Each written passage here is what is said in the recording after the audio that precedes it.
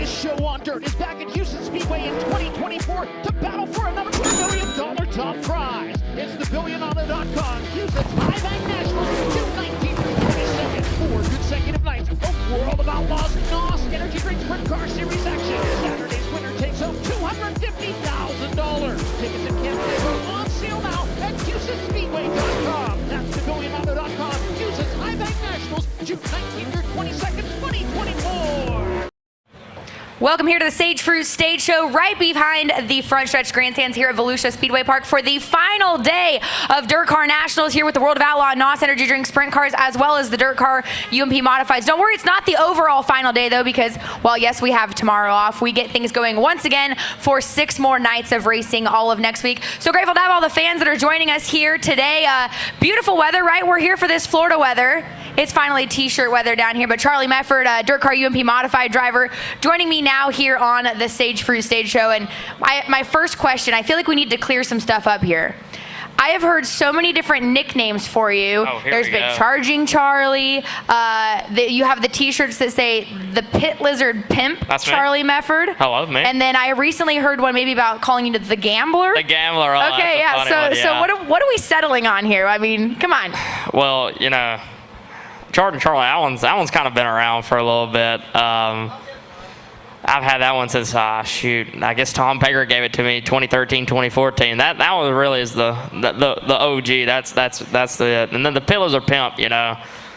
That's kind of the comic relief. Me and Matt James came up with that one, and we slung it on a t-shirt right for the dome, and that one skyrocketed, and I guess that kind of helped, you know, people recognize me. And then the Gambler. So funny story here is this past week, me and Jonathan Clayton, a DIRTcar guy, like I went down there to sign up, and I went down there way too early, and they said, let's pull tabs. And it was like an old sign-in sheet like that they used for the day before. So, and then we grabbed it, and if anybody don't know how to do pull tabs, you pull a tab, and it has a number on it, and whoever has the lowest number wins. So I'll pull it, and it says 28. I said, oh, winner me. You know, you don't want to tell them that. You know, you want to give them a little bit of hope. Yeah, 28 out of 100 and something, No, 200 right? something. See, that's what I'm saying. It's pretty low. Yeah, so I grabbed it, and then there's my first 25 of the week, and it was on from there. I've been flipping coins and pull tabs, making money left or right. I probably made about 125 just gambling this week. But by gambling, you're walking up into people's trailers, flipping coins. On the grid. Like, after I won, I guess Wednesday, I was trying to find somebody to flip with me. I was like, hey, you got a quarter? You got a quarter? In victory lane. And no, yeah, like while the next feature was on the racetrack, I was trying to find people to flip with me. So at the age of 17, I already have a serious gambling problem. The Pit Lizard Pimp at age 17 has a gambling problem. All right, we are off to a hot start here with Charlie Mefford. So let's talk about those wins. 2 wins so far here at DIRTcar Nationals. It's Big Gator night. How cool is it, though, to be able to add those little gators, to your trophy collection? Well, yeah, I mean, the gators, they're pretty coveted, especially in, you know, modified racing, DIRTcar racing. A very select few has won those, you know, people like Nick and Strimmy and Strickler and, you know, Tyler, all those people, they got a lot built up, and I'm just hopefully I can get my collection built as good as them one day. You know, I've been coming to this event since probably 2017. Like, I've been, you know, hanging out in the pits and stuff all week, and just last year was the first year I raced, and we, you know, picked up a gator last year, which was very cool. You know, I keep going. I can't watch that interview from last year because I cried. And, you know, I'm not a crier. I'm not like everybody sees me. You know, I'm a happy-go-lucky, you know, fired-up guy. But I cried last year, and I was like, oh, I can't do that again. So, Connor Wade, you know, Dervish guy, cut me short Tuesday night. I was pretty pissed at him. I gave him a pretty good talking to. You know, on the screen here, I'll be there in just a few minutes of the race ranch trailer. That's, you know, Carl Lizzle, Matt James. I think Kenny Wallace is over there right now. No, but the past 2 we picked up this week was pretty good. Nick built us a new car, and dude, that thing's on rails. It's really good. You know, past 2 nights we kind of struggled, but I think the racetrack's just been really wet. You know, sprint cars got to have it wet. You know.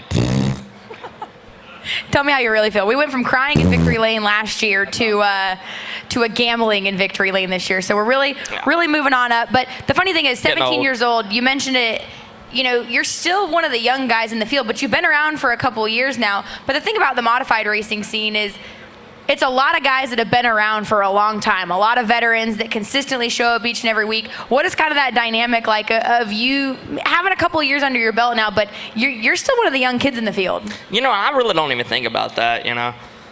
Everybody's like, oh, well, you're young. I'm like, yeah, but I mean, I still got a little bit of experience. You know, I've been racing a modified since I was 11 years old, but I don't really think about it. I just think I'm another racer out there racing with, you know, I just put myself in that group, you know. When you're out there at such a young age racing with people who have families, jobs, you know, a lot of responsibilities besides just keeping a race car together, you really just don't go out there and think about it. You just go out there and race them. And is there anyone, though, that you kind of have leaned on over the last couple of years? You'd mentioned, you know, Nick Hoffman, of course, build your chassis. Is he someone that you've gone to, or who's someone that's kind of helped guide you through this? Yeah, Nick, he's been a pretty good help. You know, I used to, I guess, be intimidated by him, you know, kind of a bigger name in our sport. And, you know, Tyler Nicely, you know, he's a local boy. I've asked him a lot of questions, Cole Falloway, a few of those guys. You know, I've asked some late model guys some stuff. Just trying to, you know, get some experience and some knowledge and help my racing program go forward.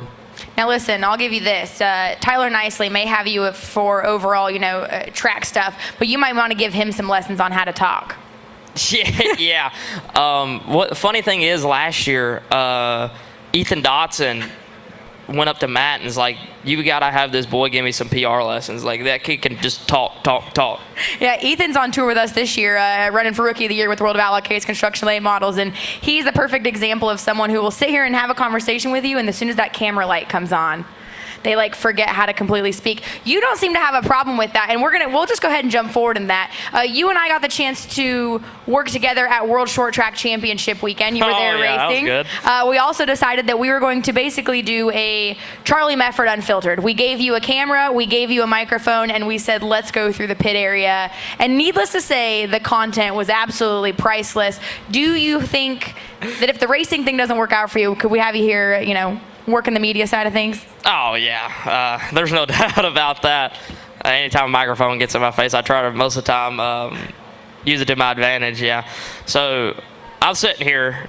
I think I just got done doing something on the car, and I look up, and it's Hannah Newhouse holding a microphone out in the camera saying, are you ready? Let's go. Sure. So we walk around, and that's when the famous question got popped to Steve Francis if he's going to pass Drew. That was probably one of the funniest parts of that video. Yeah, we basically just let him run around Charlotte Motor Speedway. I mean, I think you interviewed Stremme, Steve Francis. There was quite a few. You got a Holcomb, McKinney. Yeah, there's a few good ones. So you also got the chance, though, to go up and work in the booth. We put you up in the booth. We let you call some racing. The Monster Mini trucks, or Monster Minis, right? That was one of them in the Bang Bangers. Dude, I'm telling you, look, there were so many different type of race cars at Charlotte that you couldn't even keep up with them. You couldn't even keep up with the own type of race car that you was racing that weekend. Legit, as Mike McKinney said, head on a swivel nationals, you're going to get hit. Yeah, it's actually a pretty incredible event if you ever get a chance to go. I mean, we have race cars filled through the pits, in the drag strip, in the parking lot of the drag strip. I mean, it's an adventure all in itself. So let's talk about continuing kind of this trend. Let's talk about, I don't want to call it the incident that made you famous, but let's talk about. You can call it incident, accident, whatever you want to call it. Yeah. Okay, so tell me, for those that may not know, you know, that's how I got to know the name Charlie Mefford, and I feel like that's where you really kind of burst onto the scene. Take me through kind of that evening, what happened, and then, you know, the T-shirt sales, I guess you could say, that came from that. I remember it, but I don't remember it like. So we got up, me and my buddy, and we went and ate at this place called BLT's in St. Louis, and it's called Breakfast Lunch Tacos. Oh my God, they have killer pancakes. It's stupid good. And then we got out and we raced. Not really. We was bad, dude. I'm telling you, it's something about the dome. I'm just terrible, plumb terrible there. And then we got out in the B main, and I junked that race car in the heat race. I hit the opening, junked it, like shock mounts, frame twisted. It was a bad deal. And then we went out, like my tire rod was hitting the frame. Like I said, I twisted the frame already. And then we went out, and like the steering got stuck, and it plowed into the fence. And then I was just sitting there thinking to myself, like, when I get out, I know they're going to have a microphone in my face, because they do every time. I'm like, this is my shot for somebody to actually recognize me. So I got out, and like, you can ask anybody that like really knew me before that event. Like I said, you can't park there all the time. Like somebody's in a ditch, you can't park there. Somebody's on a lid, you can't park there. Just like last night, we had about 16 pile-ups in between the front stretch and back stretch. You can't park there. And then that's kind of what came to mind. And I said, and the funny thing about that was, you know, like nobody knew what I was going to say. I gave them a countdown, and there's like, what's this little redneck? This little kid from Kentucky. What's this little redneck finna say? I just blurted it out. And their issue was they kept putting the microphone in my face. I don't know when people are going to realize it may be smart, but you never know what I'm going to say. That's the issue. That's part of playing roulette in this job. All right, last question for you here, and we'll let you get going.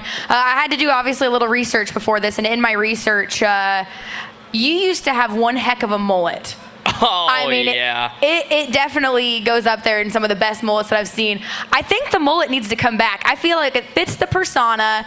We got to bring the mullet back. Mullet Man Mefford. There you go. We're just going to add to the nickname. I know there's not a lot of people in the crowd, but what do you think, Volusia Speedway Park? Should we bring the mullet back? I think that group enough right there. Yeah, so the group over there by the trailer, they really support it. The people to the right of me they're judging you. I think they're still waking up. I think they're judging you. They may got too turned last night. If you boys need some enhanced mental focus or high performance energy, the Sonic Sour NOS, really good. And I think they're sampling it right inside the gates here. Oh, All right. yeah, I just went and got this free. Well, we know Charlie's not going to go work on his race car because he's got gambling to do in the pit area. No, one more time, no. I'm done gambling for today. Actually, where I'm heading, it's right down this little row right here. It's a white trailer. It has Longhorn and Ranch wear on it. Me, Kenny Wallace, Tyler Nicely, Trent Young, going to be signing autographs right through there. So 4 o'clock when the gates open, you know where to find us. There you go. Charlie Mefford, guys, DIRTcar UMP modified driver, making his way in there. You can go check him out, like he said, get his autograph here a little bit later. But stick around here after the break. Justin Allgaier going to join me here on the stage at the Sage Fruit Stage Show. There are a number of outcomes that we want students to achieve after they complete a career technical education program. One of the first outcomes is to have employability skills. We start as early as the elementary division where students are exposed. We allow students in the middle division to explore, and we want students in the senior division to practice. The opportunity to practice those skills throughout the course of their high school career is critical. You wanted the best, you got them for a rest. Often imitated, never duplicated. The greatest show on dirt, the World of Outlaws.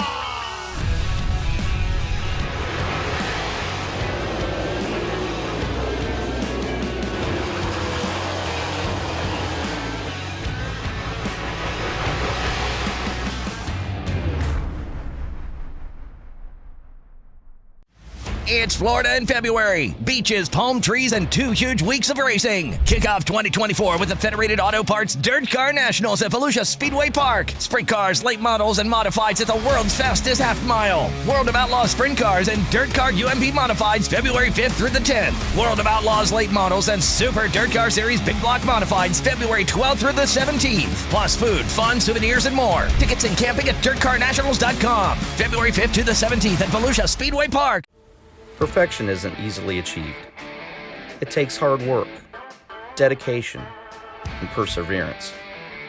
Through their commitment to excellence, Sage Fruit Company has been supplying customers with the best tree fruit in the Pacific Northwest for over 3 generations. They work hard on the farm, in the packing facilities, and with their retail partners to provide consistent, high-quality apples and pears all year long. Look for Sage Fruit at your local grocer. Hold on tight to the checkered flag with our huge selection of high-quality titanium fasteners. Quality you can see, strength you can test. We use heat-treated, certified aerospace billet material that's stronger than grade 8 steel, and all of our parts are American-made with American metal, by racers, for racers. From micro, midget, sprint, and IndyCar to top fuel, tractor pull, and more. Visit our website to configure a custom bolt kit for your car, and we'll ship it to you in white-labeled bags. Smith Titanium. We winnovate. It's ARP fasteners for whatever you race. From 2 wheels to 4. Off-road, on-road, even water. From the flat track to the salt flats. Grassroots racers, weekend warriors, and pros alike trust ARP. Made in America quality, family owned and operated. When failure is not an option, it's ARP-bolts.com. No matter what you race. Welcome back here to the Sage Fruit Stage Show. Joining me now, of course, if you're here this weekend, you know him as a DIRTcar UMP modified driver, but also full-time NASCAR Xfinity Series driver. That is Justin Allgaier joining me now here on the stage. Got some fans, of course, excited to see you up here as well. First and foremost, welcome back to Volusia Speedway Park and, of course, DIRTcar Nationals. And this has become a staple event for you, even with everything you have going on in your life. You always seem to find time to make time for DIRTcar Nationals. I just wanted some of that beautiful weather, and up until today, I haven't really gotten much of it. But you know, dirt is where my heart's at. I've grown up racing dirt my entire life. Came down here years ago with a dirt late model before I started driving asphalt stock cars, and then, you know, I don't even know, 10, 12, 15 years ago, we put a dirt modified together. And you know, to come down here to race against 125 or something like that of some incredible race car drivers is really special, and it's a lot of fun, and it's a great way to kick the season off. You know, it's a busy time. It's probably the only negative to this week is, like, my crew chief and I have had conversation day in and day out about the NASCAR stuff. He's calling me and asking me questions, so it takes up a little bit of time, but it's definitely a lot of fun, and it's always a good time to get down here and put on a great show for these fans. So let's elaborate on that mindset a little bit. You know, there's not a lot of people that are not focused on anything but this week, right? A lot of these drivers are focused on tonight. You now are balancing 2 different plates. How do you balance that mindset on making sure that your NASCAR stuff is still squared away throughout the day, but also it's already tough enough to win here, and you've got to make sure you're present here as well. Well, and this is about the only dirt racing I get to do all year. So, you know, when these guys are doing it, you know, 75 to 100 nights a year, and they're on their A game, it's hard to even think about competing. You know, we've had a little bit of a rough speed week so far. It's not been bad. I mean, night 1 we were running in a podium spot and had a power steering issue, and then, you know, we finished on the podium up until last night, and unfortunately last night when I needed to be good is when we really struggled. But you know, I think that's some of that is just not being able to balance it as much as I would like to be. But I think on the other side of it, it's super important to make sure that the stock car stuff is taken care of. You know, we obviously that's my focus for the year. Yeah, the stock car stuff pays the bills. Yeah, this is fun. This is fun stuff. This is great for you know, our company business though, or our family business.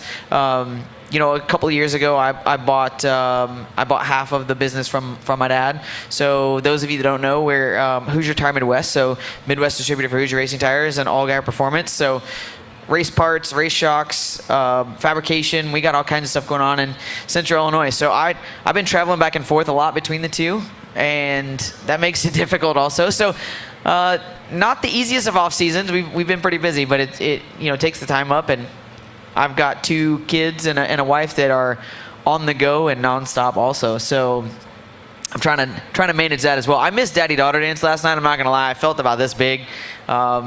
We need to. Next year I'm gonna have to either see if they can move it, or I may be just not here on Friday night. You might be doing the rain dance. Doing a rain dance, yes. Doing a rain dance. Well, let's talk a little bit about the competition aspect of this event. You'd mentioned a ton of cars here, competitive cars at that. And the format, it took me a little bit to figure it out and understand it. So while the first couple nights, you're only racing against the cars in your specific feature, but you're really not. With how the overall points play out, how difficult is it to maneuver this format knowing that while you're in your single features, you really still are racing against all the other cars that are here for those overall points. Yeah, it's super unique in the fact of how the format plays out, because the points this year I think are way closer than they've ever been, because there's going to be 6 winners, there's going to be 6 second places, and while you may not race all of the stars, you may have a feature that has a majority of them in it. And I've had really difficult features all week this week, but that's what makes it fun. When you're going out there and you want to race, I think for all of us, if you're going to have a good night, you're going to win a race, you want to beat everybody, right? There's some nights you're going to be able to do that, some nights you're not, but the format's definitely been pretty wild. I think it's interesting because night 1 we were the 6th feature, night 2 we were the 1st feature, and then night 3 we were back to the 6th feature. So it's like that's an odd dynamic, because the first couple nights the track was pretty slick and slow, and then 2 nights ago it was really fast. Last night was really fast because we were the 1st feature. So you're always trying to figure out what the track conditions are going to be like when we run compared to the sprint cars. There's a lot of things that go into it, and you're trying to hit the setup just right for those conditions, and it's not always the easiest. So let's talk about how racing here with the sprint cars as well. It's, to be quite frank, not often that usually the modifieds are paired up with the sprint cars. It seems more frequently dirt car modifieds are paired up with late models in some aspect, but having the sprint car here brings the privilege of really widening out that racetrack. Do you prefer to try maybe be in one of those mains after the sprint cars to have that widened racetrack, or how does that affect how you guys set up your day around essentially sprint cars being on the racetrack? Yeah, I mean, obviously the sprint cars put on a great show, but with that big right rear tire and having the horsepower that they have, they're kind of able to not only burn the moisture off and get the track a lot slicker, but they're able to kind of manage that cushion, if you will. And this racetrack in the last couple of years, I mean, obviously the staff here at Volusia Speedway Park has done a great job of getting the roughness out of the racetrack. For years we had a big bump going down into turn 1, a big hump in the middle of back straightaway, a big hump getting in 3, and no matter what effort was put in, it just seemed like it would never go away. And we've finally gotten that out of it, and it's been great this week in that regard. But the track is almost stickier or heavier than it normally is because of the different clay and the type of surface. So I think once the sprint cars run and it really gets that top layer kind of glazed over, it makes it easier to know what the track's going to drive like. Before that, you don't really know. You kind of have these questions of like, how is it going to react? How's it going to handle? So you gotta make sure that you're on your A game and you understand what's happening. But I think that's what makes it even more difficult for myself that doesn't do this all the time, because I can go look at the racetrack and I've been around dirt long enough to know what it looks like, but that doesn't necessarily know that I'm going to know what to put in my race car to make it go fast. And of course, Justin Allgaier joining us now here on the stage show. Again, right behind the front stretch grandstands, if you're able to join us, it's right before you walk into the ticketing gate. Now, we're both enjoying this warmer weather. It's absolutely gorgeous here today at Volusia Speedway Park, but it's been a little chilly, like you mentioned earlier in the week. We were here for Sunshine Nationals a couple weeks ago with the late models. Florida cold is different cold, first and foremost. I'll say that. I'm from somewhere where it snows like half the year, and Florida cold is much colder. But from a motor aspect, how much nicer is it to have this warmer weather? Because I know that's always a discussion topic when it does get cold down here and it puts that strain on the motors. Yeah, I mean, the motor situation is definitely difficult here because this racetrack is already big and fast, and you need all the power you can get. You're kind of tuned to the ragged edge. You definitely want to get all the power out of the engine you can. And so the conditions, the colder the conditions are, the more you have to really focus in and pay attention. The more that engine will breathe, and it will have, it'll make more power whenever it's colder. But that makes it more difficult because the tuning aspect of it is so important. We run a Willys carburetor, as I would say a lot of the modifieds in the pit area do, and they've always done a great job of making sure that we're where we need to be at. There's a guy named Nick Hoffman, pretty good. Well, his dad builds our engines, so I feel like between those two, we've done a pretty good job of making sure that we're where we need to be at. But down here, again, it's so big, so fast, anything can happen, and you just never know what to expect. I know the sprint car guys have probably had a little more trouble than we do just because of the methanol and the fuel injection, but it's still pretty crazy. We've seen more than we'd like to see on the modified side that have had engine issues this year. So with DIRTcar Nationals, of course, the winner of each of their respective features gets the little gator, and then there's the big gator. Your nickname, Little Gator, Does that make you want a Little Gator that much more? Like, I feel like it'd be like Little Gator ×2. I can already see the headline. Yeah, so written. I've been lucky enough to win some Little Gators. I've won the Big Gator before, which is always really cool. The Big Alligator actually sits on my mantle because I feel like if you're gonna have a nickname of Little Gator and you've got a bronzish colored alligator sitting on the shelf, it looks pretty cool, right? People are like, oh, that's because your nickname, and you go, no, I actually won that one. But you know, this week and the trophies for these speed weeks has become so iconic. And I think in the dirt world, you know, there's a handful of trophies that racers really want to win. And it's no different than the NASCAR side, right? There's certain racetracks that build these trophies, and you go, I want to win that racetrack because of that trophy. And here at Volusia Speedway Park, that's no different. The Little Gators are incredible. The Big Gators even cooler. But man, is it hard to win either one. And I think that's what, when you see the emotion, you know, Zeke McKenzie winning, was it last night, I guess, right?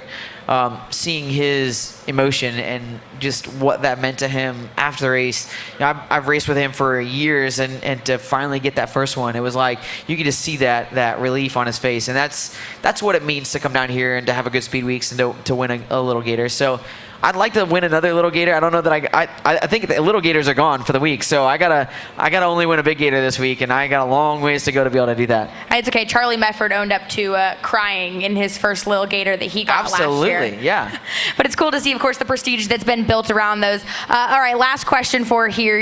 You mentioned it. This could be the only modified racing that you're doing. There's no chance you're breaking that modified sometime out in the summer, doing any more dirt car racing? I don't know. That usually seems how it be, because I feel like there's been a couple races where I've been at where like you guys will pull in. I'm like, you were not on my entry list. So it just comes. So in all fairness, I feel like the team does a lot better when I don't drive it. So Nick Hoffman has run it a couple of times in the last year. Some guy named Kyle Larson drove it last year at Eldora and won the race. So the car is not the problem, if we're being honest here. Car's pretty good, but you know, we do have the opportunity to run that car some during the season, whether I get to do it or not. My oldest daughter plays travel softball, and she's into horseback riding, and she also does cheerleading for school. So as you can imagine, there's a lot of time and investment that goes into that. So I try to be there as much as I can for sports and things for my daughter. So if I get an off weekend, majority of the time I'm at the softball field, and I don't get the opportunity to come, you know, I feel like how old's Kenny Wallace? I know he talks about it all the time. I don't remember exactly how old he is. 62? Is that what he says? So Kenny Wallace is 62, and he's done what I feel like, and Kenny Schrader is the same way, right? Kids grow up, and guess what? Race cars are still here. We can keep racing. So I feel like I've invested a lot of time into my oldest daughter. My youngest is still too young to do anything sports-wise, but invest a lot of time in my oldest daughter, and you know, make sure that she knows that I want to be there for her and watch her grow up.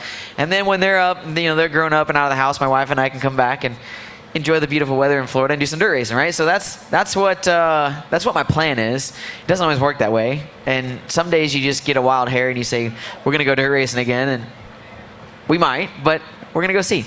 Perfect. Well, nonetheless, we're glad to have you here this week at DIRTcar Nationals. And hey, good luck tonight. And then, of course, over at the big track at Daytona next week as well. I appreciate it. And I appreciate all the fans coming out, hanging out here, all the fans at home on Dirt Vision. You know, if we're not at the racetrack, we're tuned in, we're watching races, and I'm looking forward to seeing the late models here next week as well. So it's going to be a lot of fun, and thanks for having me on. Once again, guys, Justin Allgaier here on the Sage Fruit Stage Show. We're going to take a quick break. Carson Macedo joining me here after we take this break. Welcome to our world. A world of dirt, drift, and dodging fate. A world where all of motorsport collides. A world of digging deep, of grit, glory, and bitter defeat. Inhabited by the strong, the fearless, the barely sane. Welcome to our world. Welcome to the world of NOS.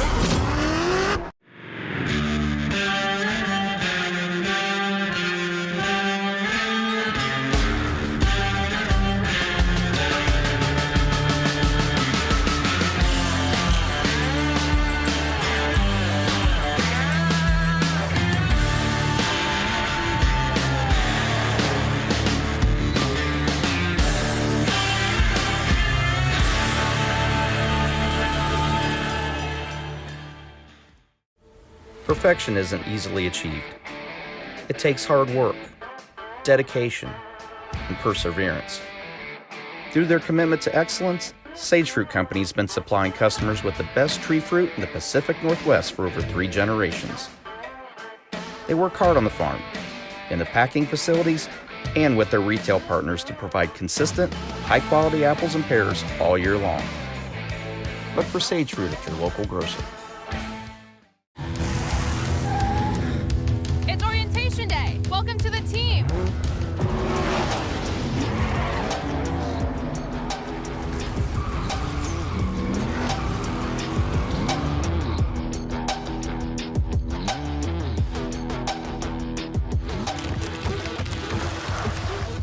Who wants to race? I like this team. Be part of something greater. Toyota. Let's go places.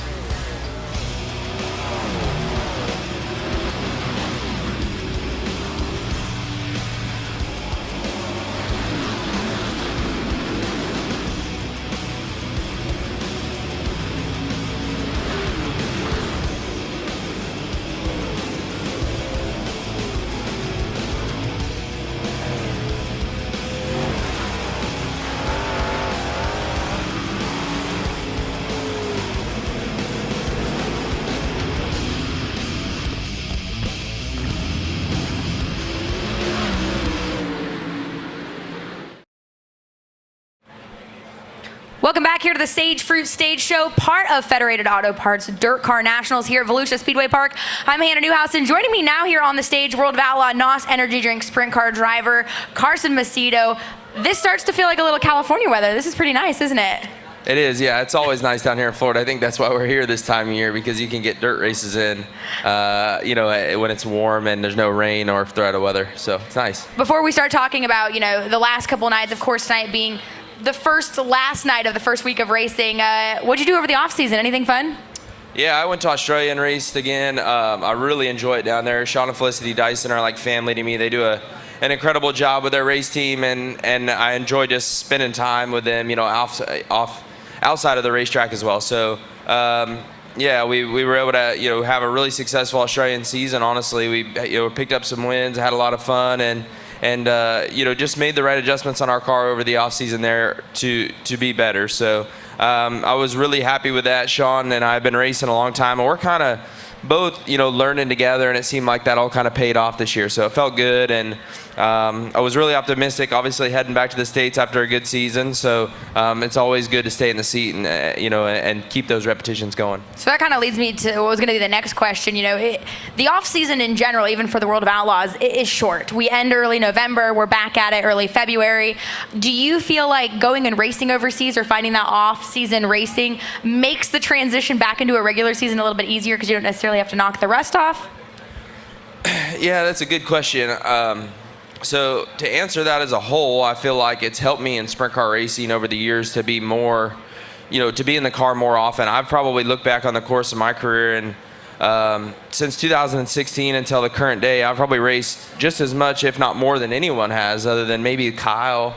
But for the most part, I go to Australia every year. I usually end the season on the World of Outlaws, and I go race midgets in the month of November because everything's kind of still racing at home in California. So, I just feel like, that's probably helped me progress in my career more than anything. I stay in the car, I stay in racing shape, I get more repetitions, which is always going to make you better at the end of the day. But typically, it lines out to where my season starts really well because I've been in the car, and I feel like I'm in the right state of mind. Everything, nothing feels fast or like out of the ordinary because I've been doing it the whole off season. But for whatever reason, it kind of hasn't really transitioned this year. But for the most part, it is that way. So you opened the door for it, not the start that you guys necessarily wanted to, the last couple runs over the evening. Is it something that's not necessarily working with you in Volusia here, or what's kind of been this missing piece so far the last couple races? Yeah, it makes me think that maybe I just need to shut it down after World Finals and take a break and start over. But I don't know. I really can't pinpoint it. It seems like we've just about changed and tried everything in the last 3 days that we possibly can, and it I felt like last night was the first night that we were actually halfway decent. We were able to qualify 6th in our group, which isn't on the front row, isn't where we want to be, but ultimately not too bad. We were able to run 3rd in our heat race, start 11th. I think we were running 8th or 7th or something like that when we had actually just a part failure. Just a weird deal. We switched our bars back to a different manufacturer, and I'm not sure if their broach is wrong or what, but it just barely touched the cushion and it just blew the whole rear arm assembly off of it. And after looking at it, it seems like the broach is a little bit small, so the stop just slides on and off. So we're gonna obviously take a look at that and make sure that that's right moving forward. But luckily for myself, with JJR, it's just I've got Philip Dietz. He's one of the best in the game, and unfortunately, it's just a tough, harsh reality of sprint car racing that sometimes you get lost. And a lot of the times, what separates the good teams from the bad teams is that they can kind of reel that back in over time and make sure that they get back on track. So I know that I've got all the utmost confidence in the world that Philip can do that, and he can rebound from what's going on right now, and we'll be right back on track and winning races and running up front. So he's one of the best in the game and definitely knows what he's doing. So I've got I'm just going to kind of rely on him and obviously do all I can to help out, but we'll figure it out together. So 4 nights in a row just here at Volusia, but the World of Outlaw Tour in general is rigorous. There are times where you guys get a night off, maybe 2 nights, but you guys are back at it. You talk about your crew chief having to regroup, come back together and work on the car, but as a driver, when you kind of get in these slumps, how do you mentally approach that? Because you really don't get a lot of time to take a step back and regroup. Yeah, it's probably the toughest part of being on the World of Outlaw Tour is you just don't have a chance to get away and kind of, like you said, regroup and maybe get away from the chaos for a moment. If you unload here in Volusia and you're not very good, well, you better get it figured out because you got 4 nights straight of racing here, and then we can take a month off and come right back. So, typically the World of Outlaw Tour is tough. Even in the opposite, approach to that is you'll get good at a track and think, man, we really got it figured out. We're rolling pretty good. And then you go to a new track the next night and you got to refigure it out again. So that's what makes the best teams, really good is they have a big notebook. They've got a lot of experience. And I saw an interview a little bit earlier where Brad Sweet said, the only thing money can't buy is experience. And I feel like that rings really true. I think that, the more time that you spend on the World of Outlaw Tour as a team and as a driver and everything else, you kind of learn to get through all those things that you just talked about. The mental side of it, being beat down a little bit, you just sort of learn that, man, one night doesn't make the difference in a season. And although it definitely can help you to run good every night, don't get me wrong, you still got to take the good with the bad. And if we could win every single night, we definitely would be doing that. But unfortunately, it's just not that easy. Sprint car racing is probably one of the toughest games to play because of the fact that 24 guys show up to start the feature every night and only one is leaves happy with the winner's circle. So if you're a competitive race car driver, you're not happy with second, and so ultimately you're shooting for that same goal every night. And if you look at history, especially on the World of Outlaw Tour, 15%, 20% winless is amazing, so you're not happy very often. So you just got to make the most of those bad situations. You got to take your nights as they come and do the best you can night in, night out. Yeah, it's always the highs that outshine the mass amounts of lows that usually come in racing. So you talk about having a lot of the fluidity, the same guys working on your team each and every night, but there's someone that's working in your car this weekend that's not usually with you every single weekend. That's your brother, right? Cole's here. What is that dynamic like? Because my brother and I are only a couple years in age and difference, and I truly and honestly cannot imagine A, letting my brother touch my race car, or B, it would just be little cat fights all day long. What's that dynamic like? Yeah, that's a good question. My brother's really good at working on stuff, so I've got no doubt in him. He's probably better than me at maintaining, working, and just knowing about the race car, and more so probably about just the day-to-day. Just his work ethic is incredible, and that it's probably helped him get a lot of opportunities because he's just a hard worker and he's not afraid to dive in and get after it. And so with us, at JJR this year, kind of being a transition year with us with new crew guys. We've got Adam Zimmerman working as our car chief, and Ian Leone now, obviously both new guys on the World of Outlaw Tour that are trying to, fill those positions. And we just needed a little bit of time, I think, to get them into the swing of things. So having my brother, somebody that really kind of knows the ins and outs and just kind of could teach them and maybe help them, do the right things or the wrong things, maybe look over all the work and just give us an extra hand this couple of weeks getting started was a big help to us. So I'm super thankful that he was able to come out. And obviously, nobody gives it to you more straight than your brother. So if I have any kind of questions of how I'm doing or how I should be doing, he definitely lets me know. But we get along pretty good. It's funny, when we were younger, we used to fight like crazy all the time. But now that we're older, we kind of become really good buddies, and he does a great job. So I'm happy to have him here this week. Very thankful that he's was able to come out and give us a hand. Now let's keep the theme kind of the family aspect of racing going. Been a couple years with Jason Johnson Racing now, and to me from the outside, they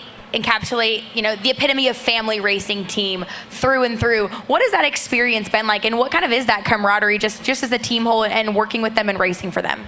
Yeah, it's pretty unbelievable. Jason built this when I remember being an outsider looking in at this team, and they just did a really good job at pulling a lot of really good people together and making something pretty cool happen. And I remember being an outsider and thinking, man, like JJR just got it all set up. Like they're just got a ton. I mean, they were really good at perception. They always kept their stuff really nice. Everything was always clean and tidy. Everything was wrapped. They presented their sponsors well. And from the outside looking in, you'd have thought they had all the money in the world. But when I actually became a part of JJR in 2018 and ran those races after Jason had his accident, you realize that they were actually doing a lot with a little, and just doing a really good job at it. So they had some key people. I've had people since Jason's accident that have now become a part of the team because of their partnership and just long-time relationship with me ask me, was Jason Johnson a good person? Was he a good guy? And I tell them, when I went to JJR and realized I met John and Wendy Sage and Tammy and Kyle Bolts and Royal Jones and all these partners that were a part of JJR, I told them there's no way that you couldn't have been a good guy and brought that many good people together. So it's been an incredible experience. It's cool to have sponsors and partners that really care about you as a person and want to get on board with your goals and your journey, and that means a lot to me. So it's been great. It's been definitely a humbling experience being a part of JJR, and I wouldn't want to be anywhere else. I think JJR is an incredible race car team. I think Philip and Brooke Dietz are incredible car owners. Obviously, the Johnson family are incredible people, and everybody that's a part of this team as a sponsor is unbelievable. So we're just building together, and like I said, I wouldn't want to be anywhere else. Well, looking forward to watching you, of course, take on another season with the World of Outlaw NOS Energy Drink Sprint Cars. With that team, we're going to let you get going, of course, get back to the pit area. Carson Macedo, guys, here at the Sage Fruit Stage Show. We're going to take a quick break, but when we come back, David Gravel will be joining me here on the stage. Perfection isn't easily achieved. It takes hard work, dedication, and perseverance. Through their commitment to excellence, Sage Fruit Company has been supplying customers with the best tree fruit in the Pacific Northwest for over 3 generations. They work hard on the farm, in the packing facilities, and with their retail partners to provide consistent, high-quality apples and pears all year long. Look for Sage Fruit at your local grocer. I bought this truck with 124,000 miles on it. It had a loud lift or tick on a cold startup. I added half a can of Seafoam motor treatment to the oil and drove 800 miles. Then after a fresh oil change, I added another half can, and the lifter noise was gone. I am really amazed at how well Seafoam worked. To find out more about Seafoam products and how they can help your engine run better and last longer, go to seafoamworks.com. Since their 2001 inception, DMI Racing Components have changed the game. From open-wheel suspension, steering, and driveline components to their line of Bulldog quick change rears, they set the new standard for innovation, performance, and value.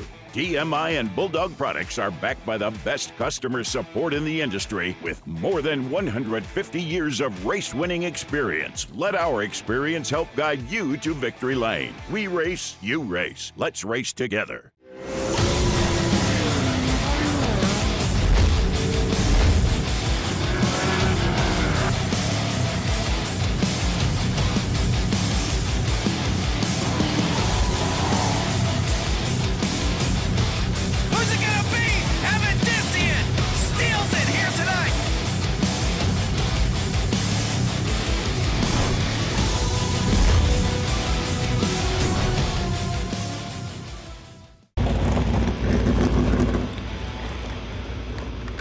How'd I do?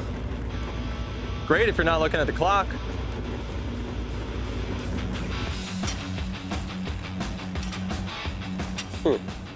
Sure you got that? I had to be faster than that, right? 100% NOS, zero sugar coating. New NOS, zero sugar. Get after it.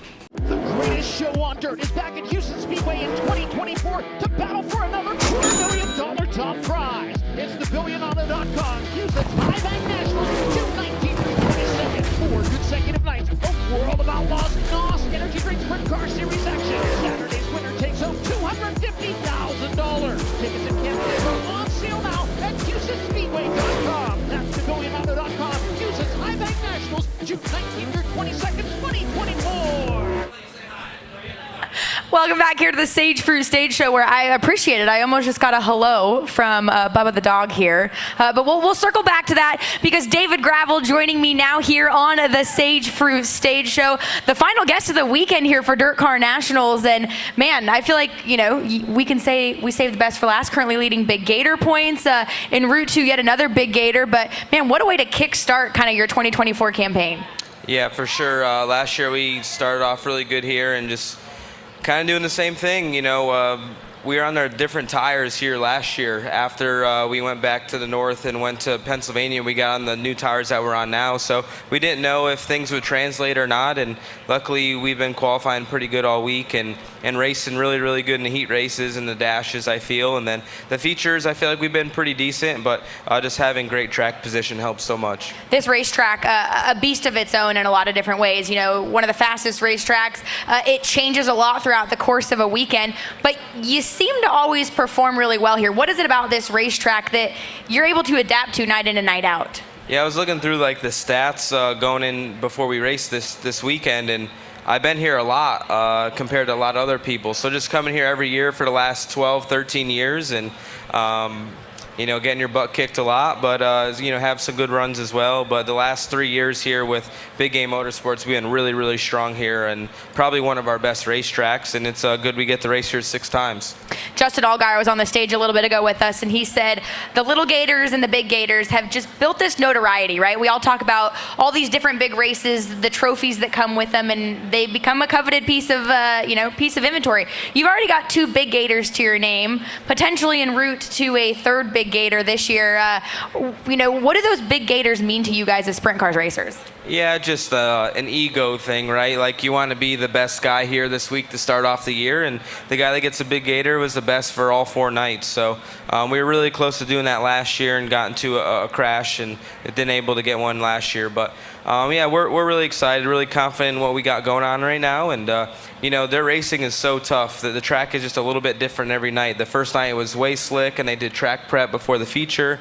The second night still pretty fast, and then last night very, very slick to a really thick cushion. So every night has brung a little bit different battle, and that's what makes it really fun and tough to win these races. So I got the chance, obviously, I was watching here in the stands, but up on the big screen yesterday, and I think the day before also, you had Levi with you down there. I think it was for the redraw maybe.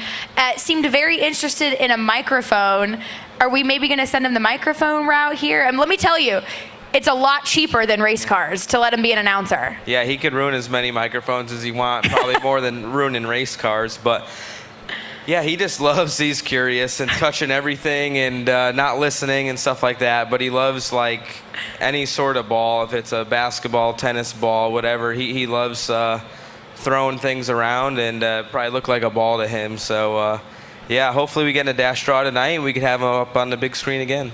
And how has that dynamic just changed, you know, having him at the racetrack, embracing dad life, and essentially, you know, getting to share this new lifestyle with him as well? Yeah, obviously it's good and bad, right? It's awesome when we're together and he can be at the races, and then it's tough when I'm away from him, and he's getting bigger and saying new words every day and doing things, and he's obviously really cute and lovable, and yeah, I don't know, just it's weird, right? I don't feel like I'm 31 years old and I'm a dad and I'm married and all those things. Just time flies by, and we're learning every day. He took a digger here a couple days ago, got his forehead all messed up, so he got his first wounds at a racetrack, first of many, but it's fun, it's cool. I've always wanted kids, and it's been a cool experience so far. Yeah, man, life comes at you fast, right? You blink and like you said, you're married with kids and 31. Let's talk some big picture, right? 2024, now 3 nights into it. I think it's really safe to say that there's a lot of eyes on you for the championship contention this year. How are you mentally kind of approaching this year? Have you felt any additional added pressure? Last year I felt like we had a great opportunity to win the championship, and even the year before. So I feel like maybe we always haven't been the favorite, but definitely a really big contender. And there's pressure every year to succeed and do well. And we've been so close, and I feel like it's just a build-up. I feel like very rarely does somebody just come into the sport or switch teams and wins a championship. I feel like you got to put in the work. Clean up stuff as a driver, stuff as a team, and just it's like doing it the hard way, right? Like a World of Outlaw championship is not handed to you. No matter if Brad's here or Donnie's here or not, it's not going to be easy. And Donnie's going to keep us honest. Gio's running really good. Logan's going to keep us honest. Carson struggled the first couple nights, but they're going to turn it around. So there's 5, 6, maybe 7 guys, that could still contend and compete for a title. Now, Donnie made a really interesting comment. He was on the Sage Fruit Stage Show with us a couple days ago, and he said, it's hard to look at win statistics sometimes in the grand scheme of a championship, because there can be a guy that can have 10 wins and another guy that has 10 wins and it's first and 8th in points, because sometimes as a driver you have to be more comfortable with consistency and not always maybe look at the win picture aspect of it. Yeah. How difficult is that as a driver to almost have to put the win mentality in the back seat and be a points racer for all of these nights that you guys are out on the road?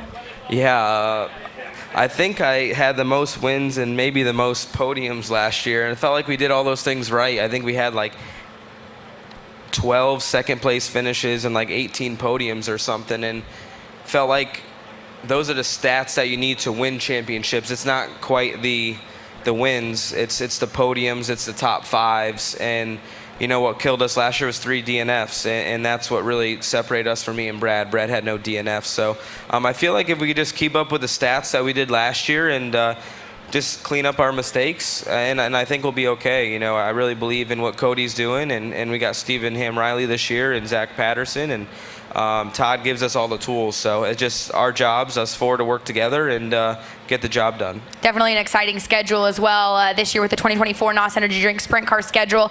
Stepping away from the racetrack though a little bit, you've got your own show, right? The David Gravel Show. It's been fun to see it on social media. You've had everything from other drivers, hot topic of conversation, but from the top of my head, you're really the only driver that's kind of stepped out and created your own little media outlet.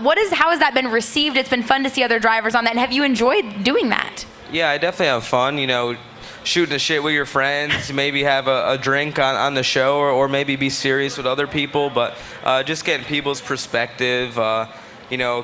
Last year I had Kyle Larson on, and he was on for 3 hours, and we're good friends and just get to talk about a lot of cool things. And having retired guys like Joey Saldana and Paul McMahon this year I thought was really cool, and having Rico's perspective and the Shark guys I had on this year. So it's definitely a fun thing. I think for me is just trying to be consistent and active with the fans. When we don't race for 3 months, they're probably bored too. No racing's going on. Maybe they watch a little bit in Australia, but for me, I feel like it's a duty to still produce content and hear things that maybe people don't hear, or see a side of a driver or a promoter or a crew chief that they've never seen before. So it's been fun. I need to step up my studio area better for sure, but I'm like remodeling my house right now, and that's going to be a priority here moving forward, to get a section in the house that's made for the podcast. One project at a time, right? Yeah. So kind of continuing that, you also have a really incredible media presence with just the content that you guys put out overall, whether that's on your Instagram, your recap videos, and that is something newer to the world of dirt racing. We saw it very heavily in asphalt racing.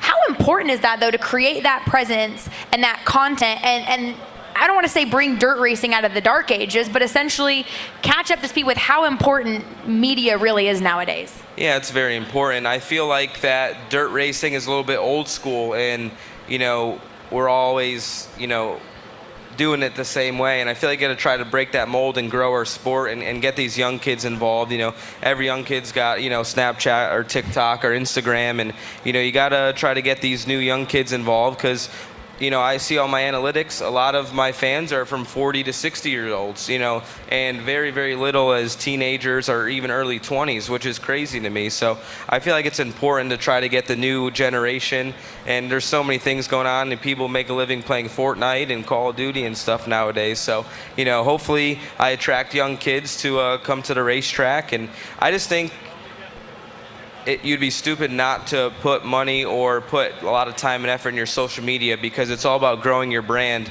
Look at what Rico's doing. He's building a small empire here, and Brian Brown has done it as an owner-operator as well. And I just think it's all, if you want to be in the sport for a long time, if maybe your performance isn't that good, but you do really good at social media and promoting sponsors, it's easier to get those down the road. And I think you got to invest in yourself. And it's safe to say it really can be pretty simple, right? It's as simple as having that presence on a social media platform and interacting with fans. Yeah, you know, I try to go in the t-shirt trailer every day, every race day, from, you know, roughly 3 to 4 o'clock or 3:30 to 4:30, and always try to see fans and just be personal with them. I think, you know, that's why a lot of people like dirt racing over NASCAR. You could go and see the driver in the t-shirt trailers or in the pits, and you really can get up and close and personal with NASCAR guys at Cup races. So, yeah, I think that's the advantage we have as dirt racing right now, and you see it growing, and the money, the streaming, right, all these things are growing at a rapid pace, and